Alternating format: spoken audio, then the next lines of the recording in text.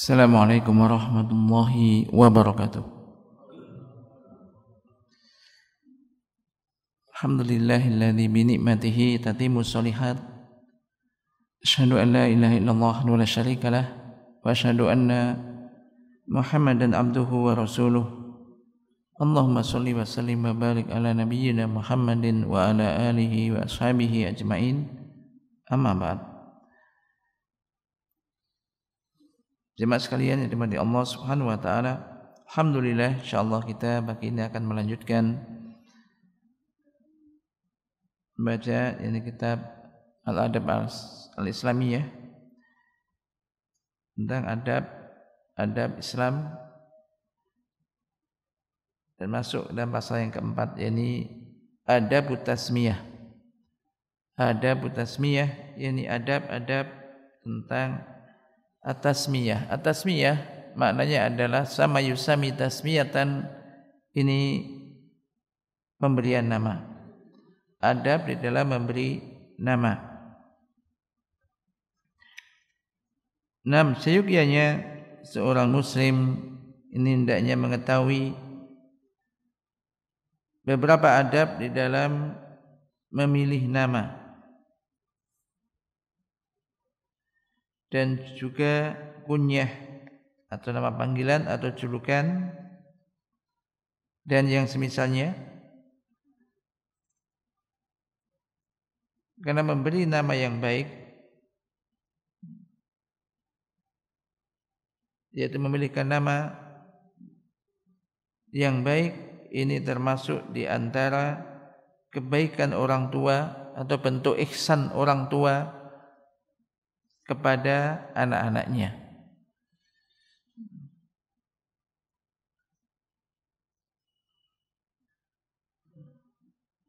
Bahkan terkadang muncul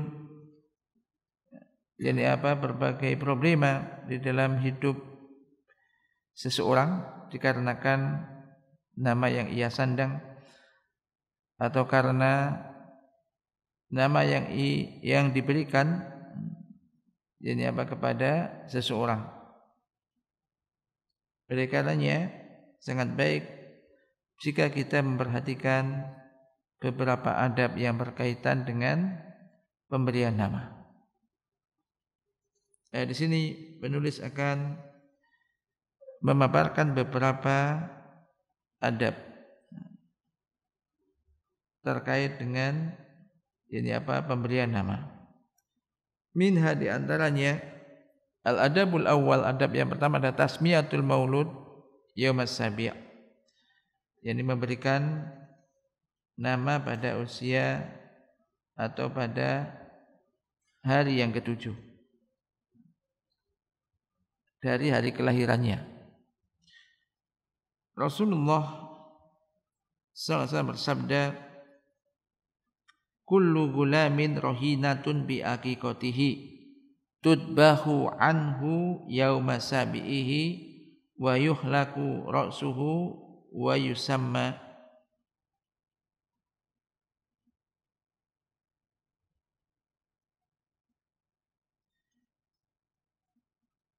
Setiap anak tergadaikan dengan akikohnya. Setiap anak itu rohina, tergadaikan dengan akikohnya.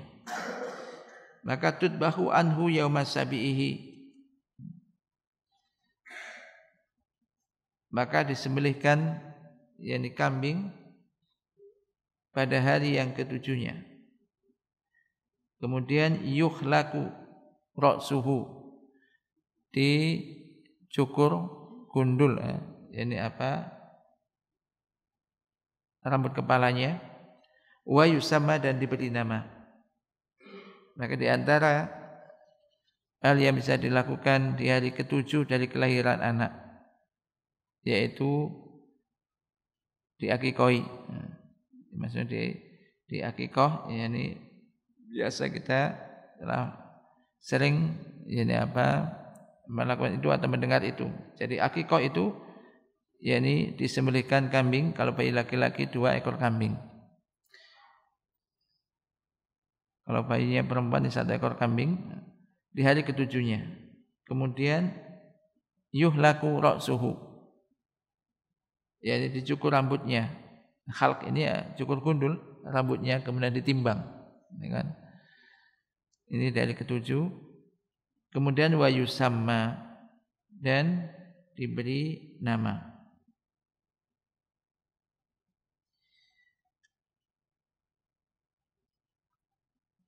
Dan hal ini ya ini bisa memberikan fursah kesempatan bagi kedua orang tuanya untuk memilih nama yang bagus, memilih nama yang baik untuk anaknya.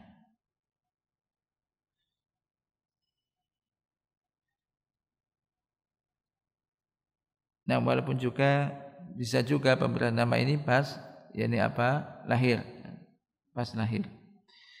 Kemudian al-adabus tsani, adab yang kedua ada ikhtiaru ism al-hasan, memilih nama yang bagus. Memilih nama yang bagus. Di antara nama yang disukai oleh Allah Subhanahu wa taala adalah nama yang tercantum di dalam sabda Nabi sallallahu alaihi wasallam, inna ahabba asma'ikum ilallahi Abdullah wa Abdurrahman. Sesungguhnya nama yang paling dicintai oleh Allah Subhanahu wa taala adalah Abdullah dan Abdurrahman. Di antara hikmahnya adalah ini Abdullah maknanya hamba Allah. Abdurrahman juga hambanya Ar-Rahman, ini hamba Allah. Maka seorang anak ini memahami dia itu adalah budaknya Allah, hamba Allah. Sehingga dia sadar, ketika dia itu sadar hamba Allah, maka dia akan menghambakan dirinya kepada Allah, taat sepenuhnya kepada Allah Subhanahu wa taala. Dia bukan hamba dinar, bukan hamba dirham, bukan hamba rupiah, tapi dia itu hamba Allah. Maka sebaik-baik nama atau nama yang paling dicintai oleh Allah Ta'ala adalah Abdullah dan Abdurrahman. Dan ini pemberian nama bukan kemudian namanya sudah banyak di sini. Nama Abdullah sudah banyak sekali. Karena kepingin memberikan nama anaknya dengan nama yang paling dicintai oleh Allah, enggak masalah namanya Abdullah, Abdurrahman. Nanti kan yang membedakan apa? Bin siapa? Abdullah bin siapa? Anaknya siapa gitu kan? Abdullah bin siapa? Bapaknya kan berbeda-beda. Ini kan.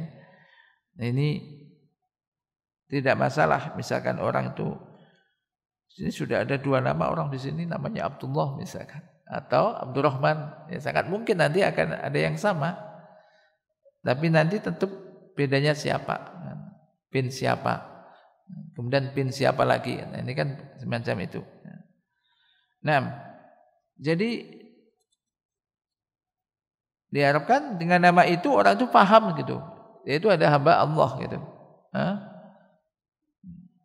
Jadi dipahami juga, atau juga hendaknya orang juga memahami atau dikasih tahu nama itu Abdullah. Nah, harapannya adalah ya Anda adalah hamba Allah sehingga menjadi orang yang taat kepada Allah Ta'ala.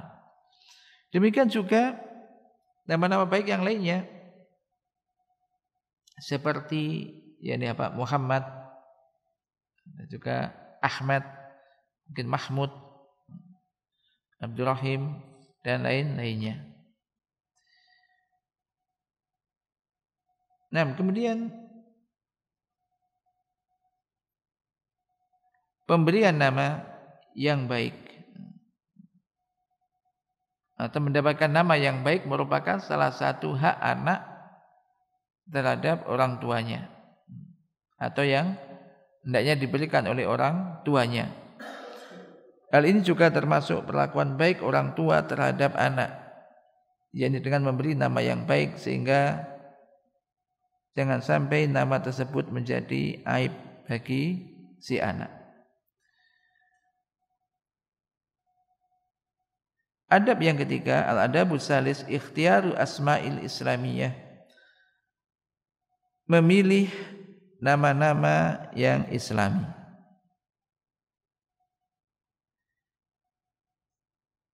Nah, seyogianya kedua orang tua ini hendaknya untuk memilihkan yakni nama-nama Islamiyah untuk yakni anak-anaknya. Namanya menunjukkan identitas keislamannya.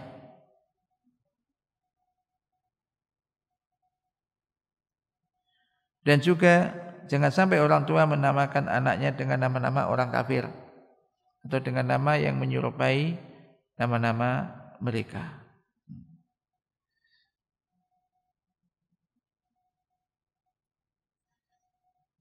Disebutkan ya, kita lihat di negara Islam kaum muslimin yang memiliki nama misalkan Simon atau Khauri atau nama-nama dewa Mesir kuno seperti Isis, Osiris, Asbus dan yang lainnya.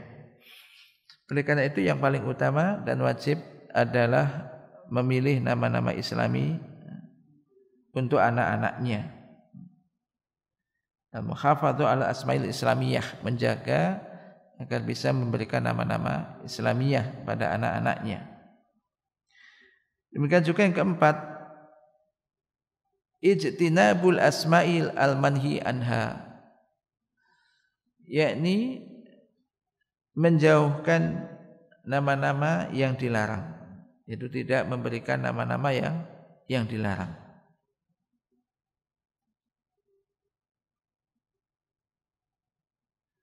Di antara nama-nama dilarang ya sebagaimana tercantum di dalam hadis Rasulullah sallallahu alaihi wasallam, la in istu insyaallahu la anhayanna an yusamma Rabah wa Najih wa Aflah wa Nafi wa Yasar.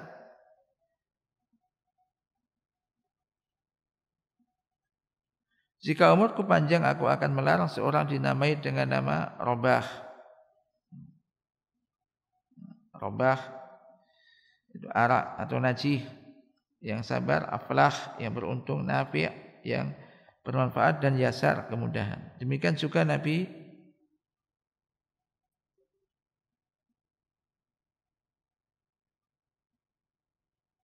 SAW melarang yakni 4 nama, yakni aflah, yasar, nafi dan rabah. Rasulullah SAW telah menjelaskan sebab terlarangnya nama-nama tersebut dengan sabda beliau, sebab jika kamu bertanya apakah di sana ada maksudnya dia itu kemudahan, dan ternyata memang tidak ada, maka dia akan menjawab tidak ada kemudahan.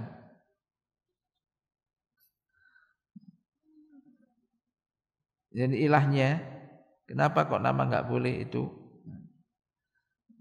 Misalkan namanya ini Yasar. Apakah di sana ada? Dia ada enggak di sana? Tidak ada.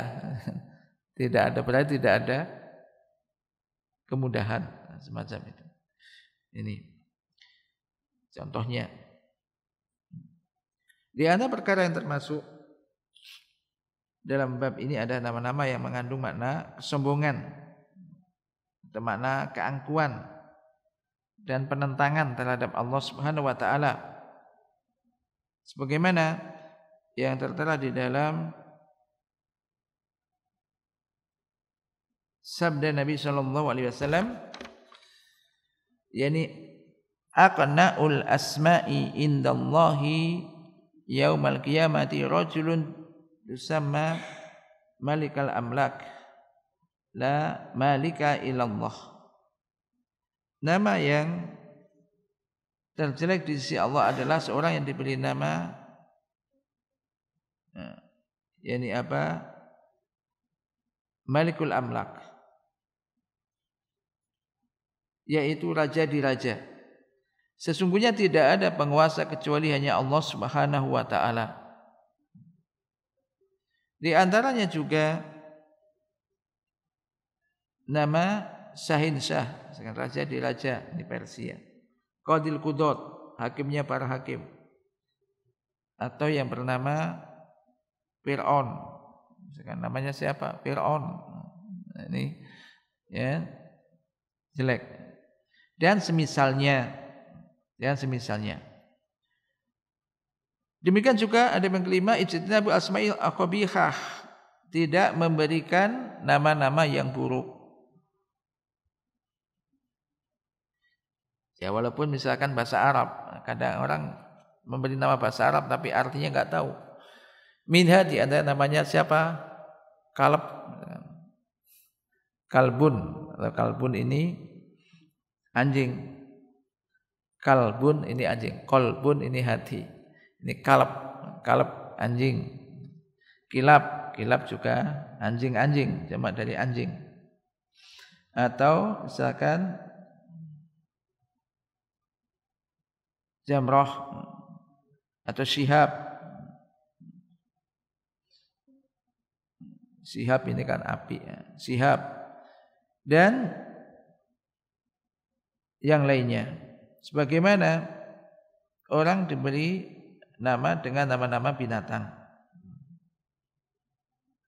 Nama-nama binatang atau gurab dan yang lainnya. Intinya memberi nama juga hendaknya mengetahui artinya apa. Jangan memberi nama dengan nama-nama bahasa Arab tapi artinya tidak baik.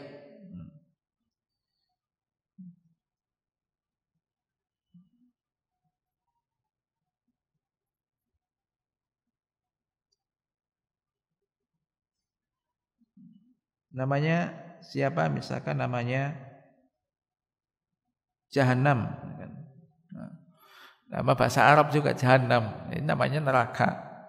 Nah ini nama-nama jadi artinya ya jelek. Ya, maka jangan memberikan nama-nama yang tidak baik.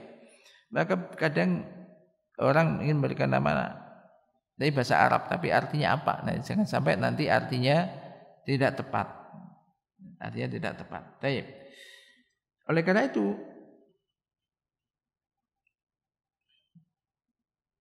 jadi nama-nama yang tidak berdasarkan petunjuk agama Islam dan boleh jadi nama-nama buruk tersebut menjadi sebab munculnya kesulitan dan problem bagi seseorang di masa hidupnya. Sehingga sudah sepantasnya untuk menjauhkan gelar-gelar yang tidak Islami. Gelar-gelar yang tidak Islami. Seperti baik dan pasa dan juga afandi, ini gelar Turki dan yang lain sebagainya. Sebab gelar ini akan menanamkan perasaan angkuh dan juga kagum bagi pemiliknya atau orang yang memiliki nama tersebut. Kemudian ada yang keenam, tidak menggabungkan antara nama Muhammad dengan kunyah Abul Qasim. Abul Qasim ini adalah julukan Rasulullah SAW. Nabi SAW bersabda, "Tasammau bismi wala takannau bikunyati." Yani pakailah namaku dan janganlah pakai julukanku. Demikian juga beliau pernah melarang menggabungkan antara nama dan julukan beliau. Nama beliau dan julukan beliau, yakni dengan memberi nama misalkan Muhammad Abul Qasim, menggabungkan antara Muhammad Abul Qasim, digabungkan antara nama beliau dan juga kunyah atau julukan beliau. Ini dilarang. Sebagian ulama berpendapat bahwa larangan ini berlaku ketika beliau masih ada. Beliau masih hidup. Adapun setelah beliau wafat, maka larangan tersebut tidak berlaku lagi. Akan tetapi pendapat yang lebih kuat insyaallah yang tidak menggabungkan nama dan julukan beliau, serta akan lebih baik jika tidak menggunakan julukan atau kunyah Abul Qasim. Alasannya karena Nabi SAW bersabda, "Tasammau bismi wala taktanu bikunyati fa innama ana qasimun aqsimu bainakum." Pakailah namaku dan jangan pakai julukanku. Sesungguhnya aku ada seorang pembagi. yang membagi-bagi di antara kalian.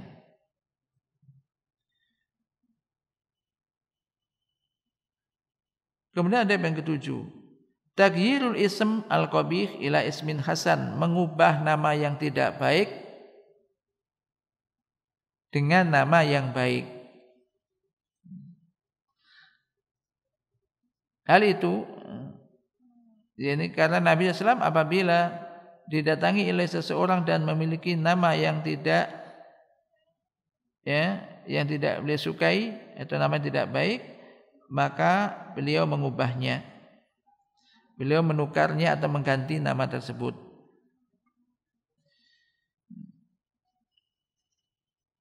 Demikian juga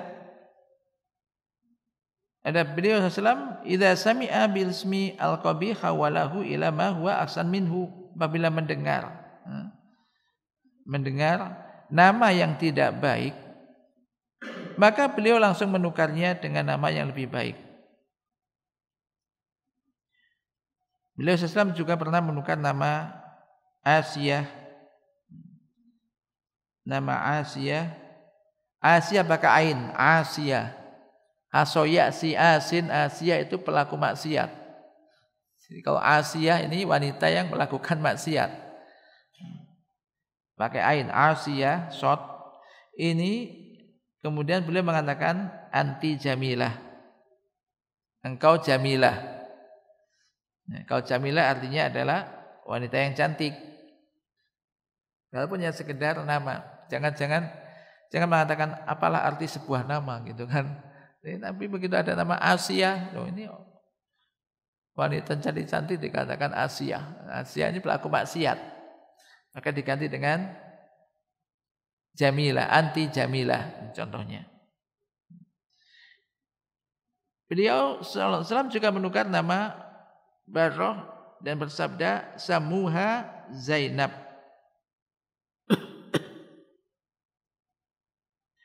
Yani berilah ia nama Zainab.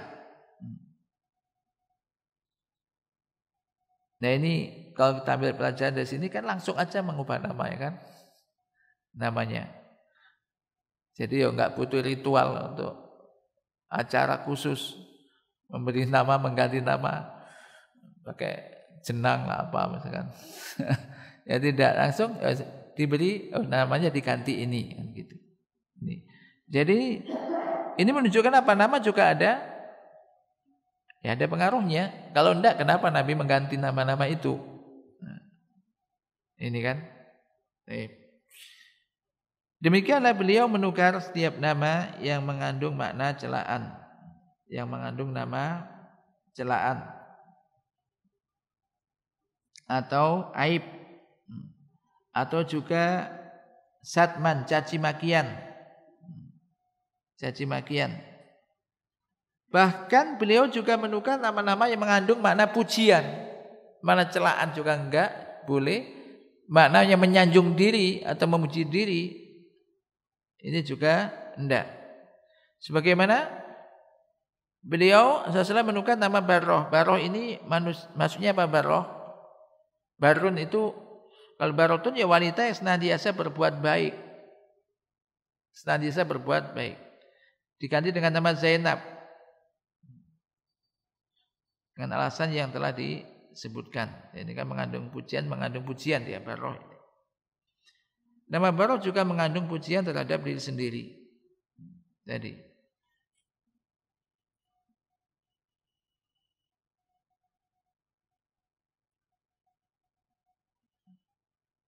oleh karena itu nama-nama tersebut seharusnya ditukar dengan yang lebih baik, dengan nama yang tidak dilarang. Nabi SAW banyak menukar nama ini apa dengan alasan ini.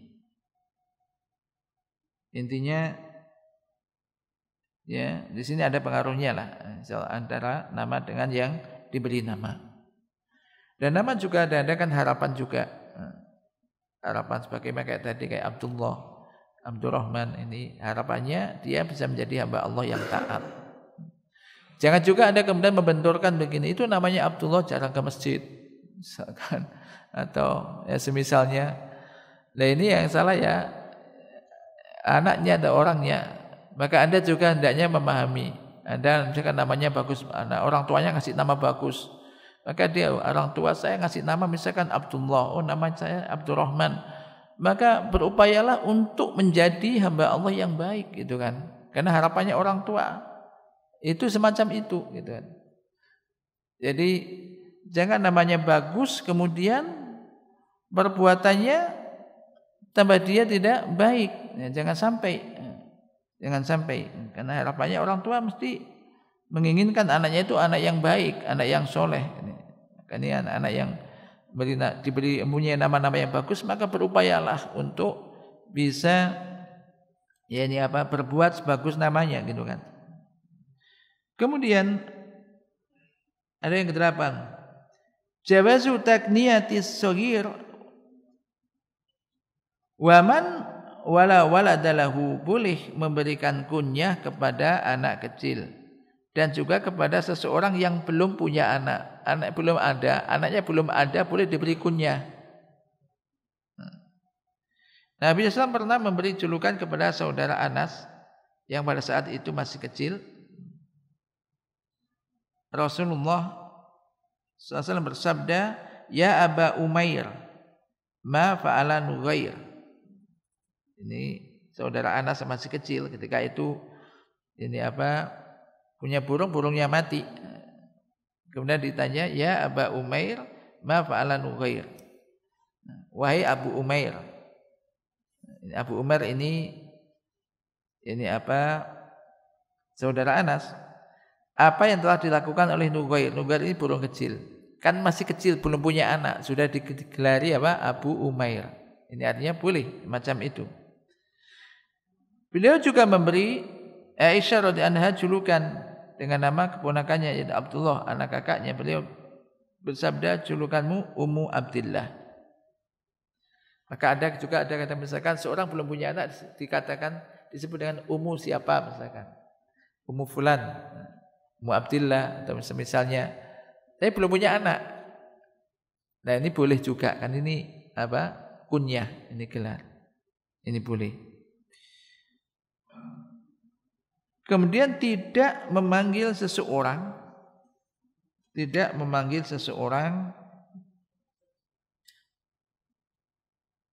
dengan sebutan yang ia benci.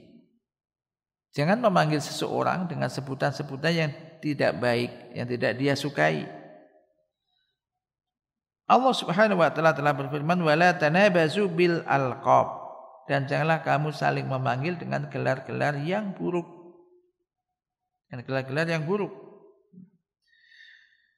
Maka tidak boleh memanggil saudara atau teman dengan sebutan atau panggilan yang ia benci. Karena ini bukan adab di dalam termasuk pertemanan. Bahkan memanggil dengan nama yang ia benci atau dengan sebutan yang membuatnya emosi akan menimbulkan permusuhan di antara mereka. Terlebih lagi apabila sebutan tersebut menunjukkan aib yang terdapat pada diri orang tersebut. Seperti sebutan misalkan orang itu berjalan pincang, katakan itu si pincang lah misalkan, atau si buta, si pincang atau si buta yang tidak diizinkan oleh orang tuanya, oleh orangnya. Julukan ini terkadang disebutkan hanya untuk membedakan sebagai ciri dengan orang lain. Misalkan orang itu ingin mengetahui orang itu dan ciri khususnya gitu kan, yang menonjol untuk mengetahui orang itu bukan sebagai panggilan, maka tidak mengapa. Tapi kalau menjadi panggilan, maka ini tidak boleh. Sebagaimana dilakukan oleh ulama hadis pada beberapa perawi. Ini diantara adab di dalam pemberian nama yang telah disebutkan oleh muallif.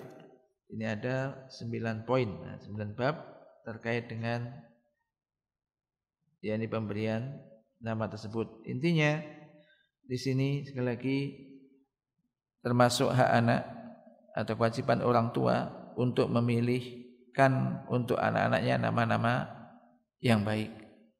Nama-nama yang baik dan tidak mencontoh nama-nama yang literal, misalkan karena misalkan gemar dengan bola, kemudian punya anak namanya diberi nama misalkan pemain bola misalkan, tapi namanya tidak menunjukkan nama yang memiliki nama yang bagus atau makna yang baik. Maka hendaknya ini apa diperhatikan, dan hendaknya sekali lagi merujuk pada nama-nama yang Islami.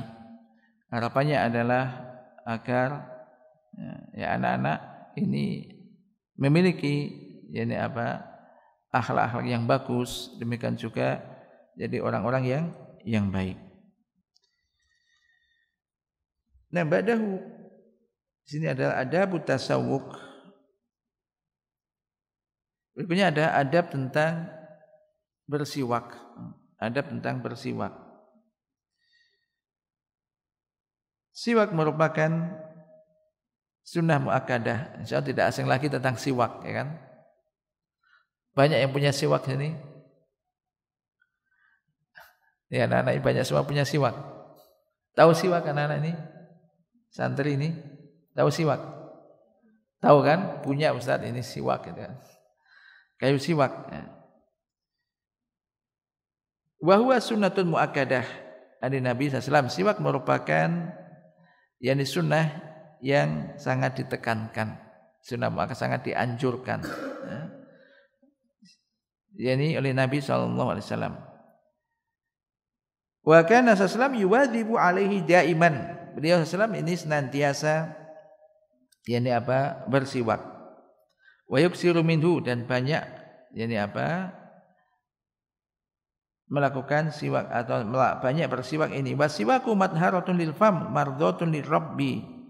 Siwak ini di antara faedahnya adalah dia bisa membersihkan mulut dan menyebabkan keridhaan Allah Subhanahu wa taala, diridhoi oleh Allah.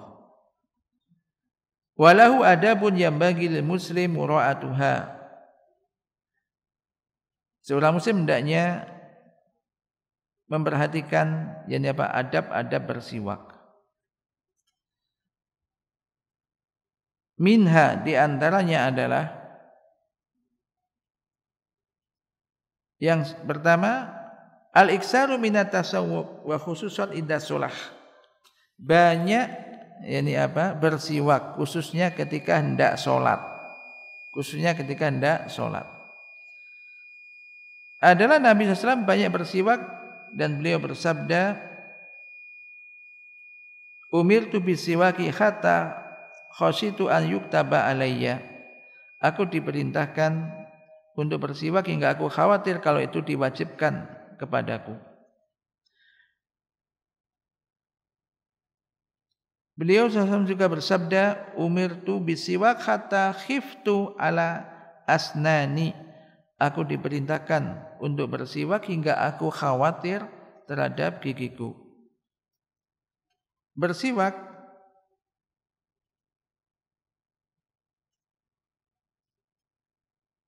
ini diutamakan, termasuk di antaranya sebelum sholat. Berdasarkan sabda Nabi SAW, laula an asyqa ala ummati la amartuhum bisiwak inda kulli sholah. Kalaulah bukan karena kekhawatiran, atau kalaulah kiranya aku tidak memberatkan umatku, niscaya aku akan perintahkan mereka untuk bersiwak inda kulli sholah, ketika setiap mau sholat. Ini menunjukkan penekanan, ditekankannya perintah untuk bersiwak. Demikian juga wasiwak inda dukhulil bait wa inda istiqat minan naum, yaitu siwak termasuk ketika mau masuk rumah, demikian juga ketika bangun dari tidur.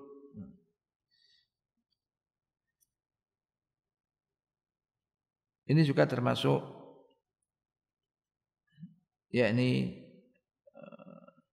adab bersiwak. Kemudian juga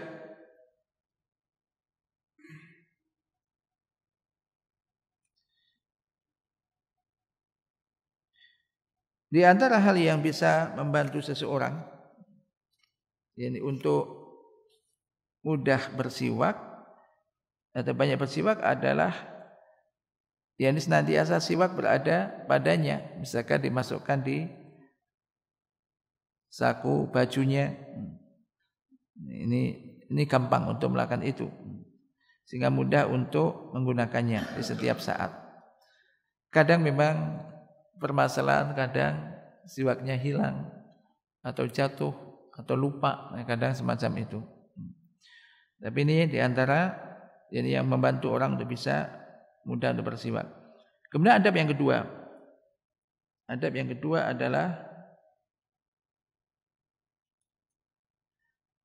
bersiwak dengan tangan kiri.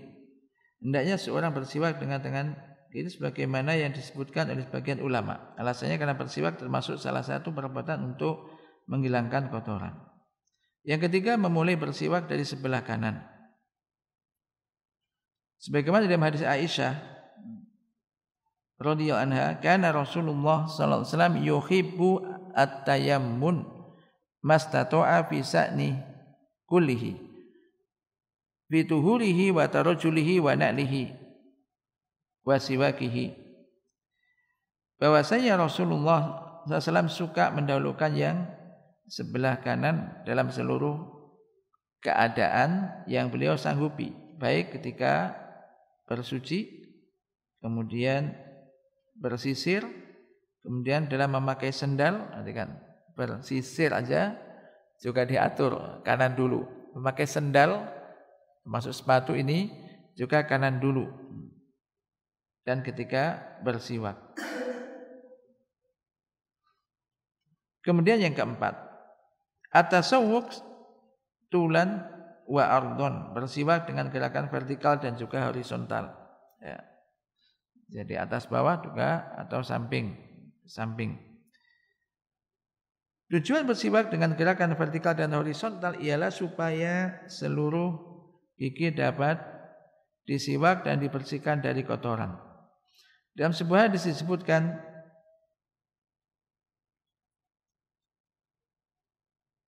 kana sallallahu idza qama liyatahajjada yasusu fahu bisiwak.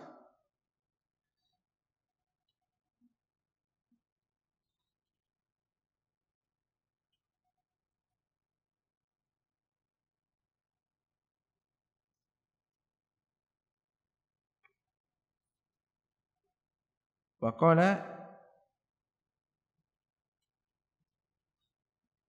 jadi adalah Nabi SAW ini apabila bangkit untuk tahajud, ini yasusu fahu bisiwak, yakni membersihkan mulutnya dengan bersiwak. Demikian juga apabila tadi Rasul bersiwak, beliau berdiri dan berupaya untuk menggosok-gosokkan batang siwak di mulutnya. An-Nawawi berkata dalam Sahih Muslim, yani asyus, yani artinya menggosok gigi dengan gerakan yani apa? Horizontal. Dalkul asnan bisiwak ardhon. Adab yang kelima,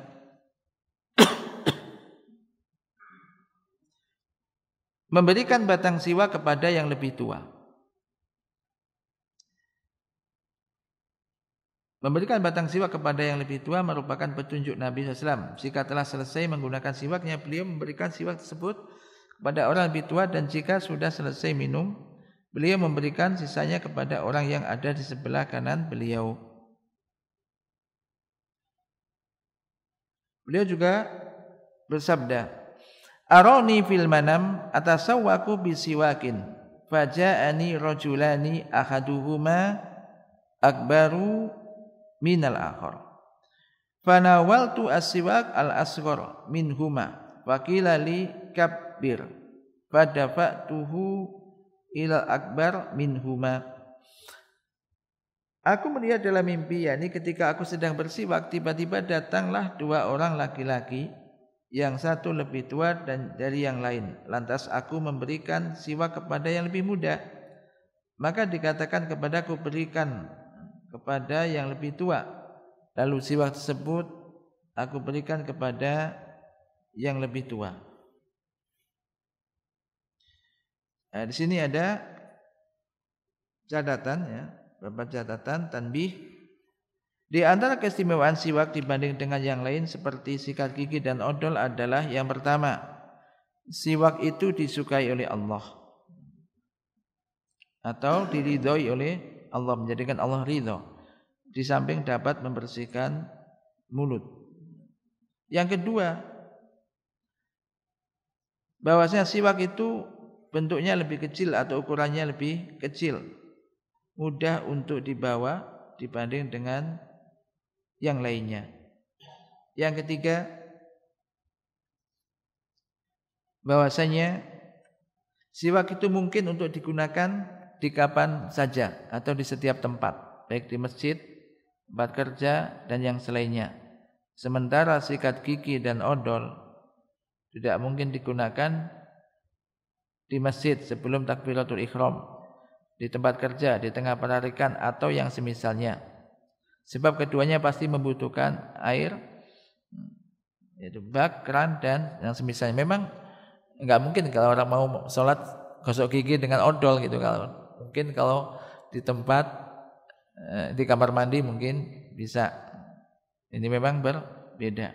Jadi siwak memang ya berbeda dengan sikat gigi dan pasta gigi. Nah, demikian di antara ini adab-adab terkait dengan siwak ini. Dan mudah-mudahan sekali lagi yaitu kita bisa mengamalkannya. Karena tujuannya adalah untuk ittiba Rasul, menghidupkan sunnah Rasul dan ittiba pada Rasul. Dan mudah-mudahan kita semua diberi tolongan dari Allah Subhanahu wa taala untuk bisa mengamalkan apa yang telah kita ketahui dan juga bisa mengikuti sunnah-sunnah Rasulullah sallallahu alaihi wasallam di dalam kehidupan kita sehari-hari. Naktafi bi hadza wa sallallahu ala nabiyyina Muhammad subhanakallahumma wa bihamdika asyhadu an la ilaha illa anta astaghfiruka wa atubu ilaik. Assalamualaikum warahmatullahi wabarakatuh.